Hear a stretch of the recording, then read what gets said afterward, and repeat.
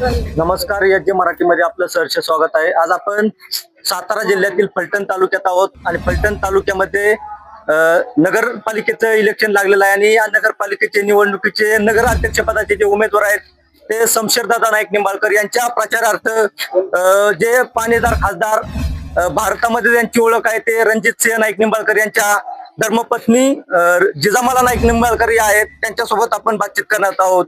ताई, काय सांगाल? सध्या फलटणचे इलेक्शन लागले आणि वातावरण तर अतिशय तापलेलं आहे. काय सांगाल, कसा प्रचार चालू आहे? प्रचार तर आमचा जोरात चालू आहे आणि प्रतिसाद सुद्धा उत्तम आहे. जनता रणजितदादांच्याच पाठीशी आहे. कुठले मुद्दे असे आहेत की तुम्ही प्रचारामध्ये जनतेच्या समोर घेऊन जाताय आणि इथून माग फलटण तालुक्याचा किती विकास कुठला आहे, तुम्हाला काय वाटतं त्याबद्दल? आम्हाला जो विकास करायचा आहे त्याच्यासाठी जाहीरनामा आम्ही घरोघरी पोहोचवत आहोत. त्या जाहीरनाम्यामध्ये शासनाच्या पत्रासकट कुठल्या वॉर्डमध्ये किंवा कुठल्या कामासाठी किती निधी आपण दिलेला आहे आणि फ्युचर प्लॅनिंग रणजितदादांचं विजन काय आहे ते सगळं त्याच्यामध्ये आहे आणि ते घरोघरी ऑलरेडी फलटणमध्ये पोहोचलेलं आहे. जे महिला सक्षमीकरण जे सरकारने जे आता जी.आर काढला, त्याबद्दल तुम्ही महिलांना कशा प्रकारे प्रोत्साहित कराल किंवा महिलांची कशा प्रकारे कामं कराल? खरं सांगायचं म्हटलं तर फलटण शहरातले जेवढे मुद्दे आहेत त्याच्यामध्ये तुम्ही पुरुषांचे वेगळे आणि महिलांचे वेगळे असं काही नाहीये. जो काही विकास आपल्याला फलटणचा करायचा आहे आणि जे विषय निगडीत आहेत, मग ते रस्ते असतील, पाणी असेल, ड्रेन सिस्टीम असेल, पाईपलाईन्स असतील किंवा वेळेवर पाणी येणं आहे, हे सगळे महिलांशी संबंधितच मुद्दे आहेत.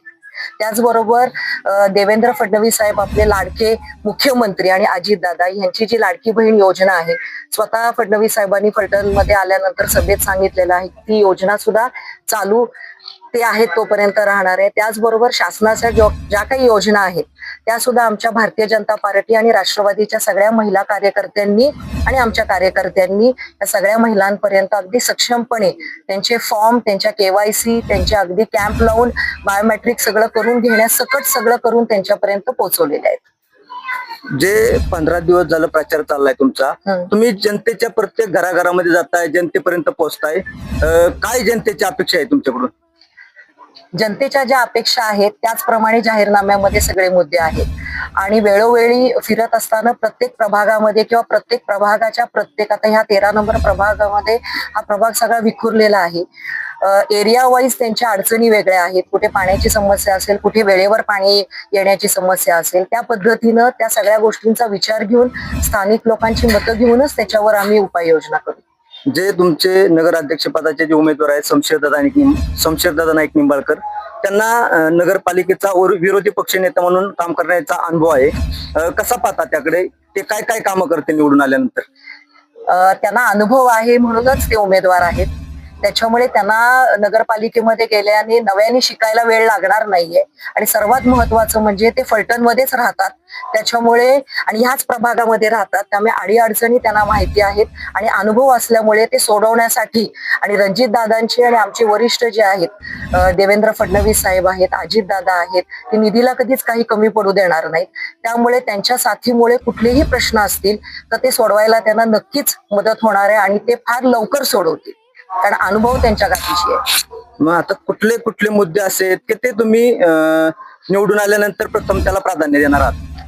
पहिला सर्वात महत्वाचा विषय आहे, ज्या मूलभूत गरजा आहेत फलटण मधल्या, ते म्हणजे पाणी, रस्ते आणि सर्वात महत्वाचं म्हणजे जो आरोग्याच्या विषयाशी संबंधित आहे स्वच्छता, त्याच्यासाठीची उपाययोजना करणार.